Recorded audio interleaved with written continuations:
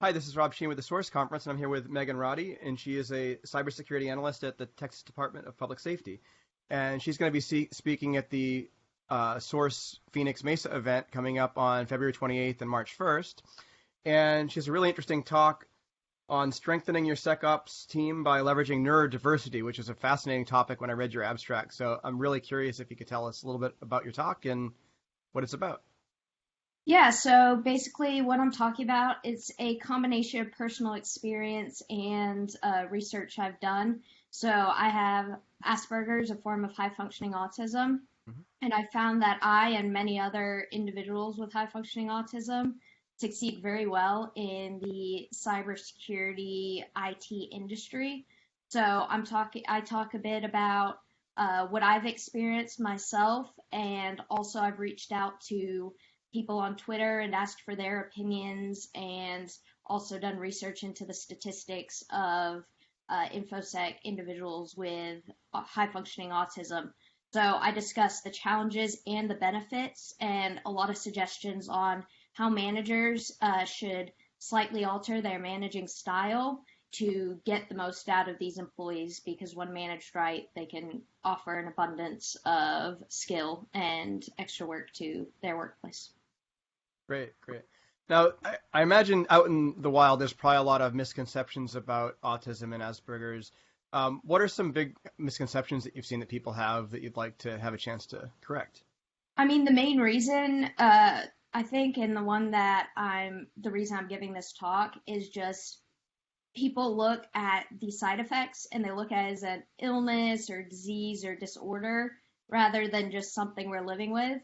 And they don't want to look, or they just don't think about the fact that some of the things that are weaknesses are also benefits to them. Got it.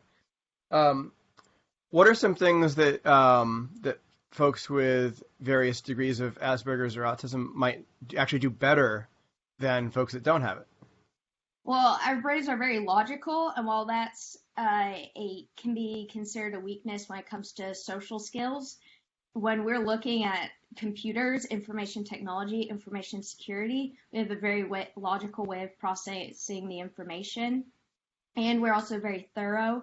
So, one example of a role that people with like us are would be good in an infosec would be like quality assurance, because we'll go over everything with a fine tooth comb. So that's one example of things that are our strengths.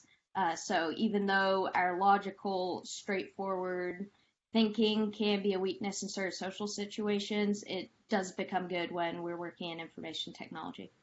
Right, right. Now, it sounds like there's specific roles that are really well suited for folks that are very logical thinking anyway. So, are there specific things employers should be doing differently to try to target certain types of folks to be in certain types of roles? Yeah, so one of the things, because a recent survey showed that 1% of individuals with autism are employed. And that is not because only 1% are capable of being employed. Mm. Yes, there's people on the spectrum that cannot be employed just because they're on the lower functioning end, but a lot of us are high functioning. And part of the reason for the low employment rate is uh, interviews. So not only having interviews, but getting interviews, because the way that a lot of individuals with autism read job applications or job postings, again, very logical. So if it says something very specific and narrow, like they're gonna Mm. go, oh, I can't apply for that. They don't have the same thinking of like the general population where it's like, oh, well, I have 3 years experience. They're asking for four, but I might as well put in because maybe they Hmm. haven't found anyone. I see 4 years experience and go, well, I don't have 4 years next.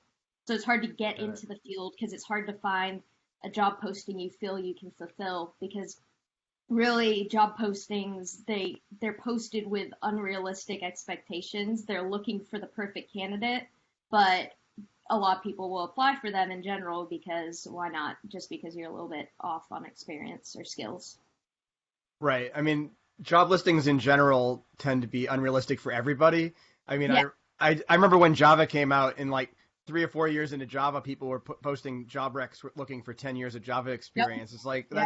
it's not possible to have I've 10 seen years of recent Java. ones that are like 10 years experience with Windows Server 2012. So Yeah, exactly. job listings are logical in a lot of ways. So it's difficult to find those jobs. So kind of if you're trying to look for individuals of this style, kind of not just be looser, like look what you're asking for, but maybe have a disclaimer saying like feel free to apply if you feel that you meet these needs or something like that.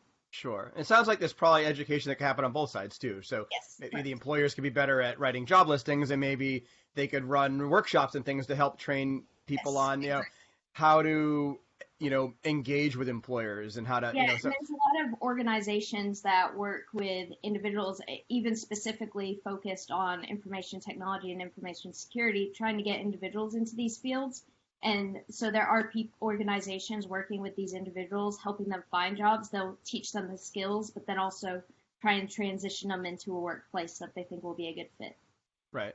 Yeah, over the years, I've definitely worked with some folks in the security field that are on the spectrum of high functioning autism. So I've definitely experienced it, and they're just people like everybody else. They just happen to think in a certain way and be very focused in a certain way, and it's not necessarily a bad thing. So when I saw your talk, it's like, oh, I don't think I've ever even heard of anybody doing a talk like that at a conference. And I know you've given it a couple places, but not too many. So this is definitely something that you're on the up and coming list of like talks that should be being talked about. So I love having things like that at Source. So I'm glad to Yeah, have you come. someone recommended I give a talk. So I gave it at one of the villages at DEF CON 26.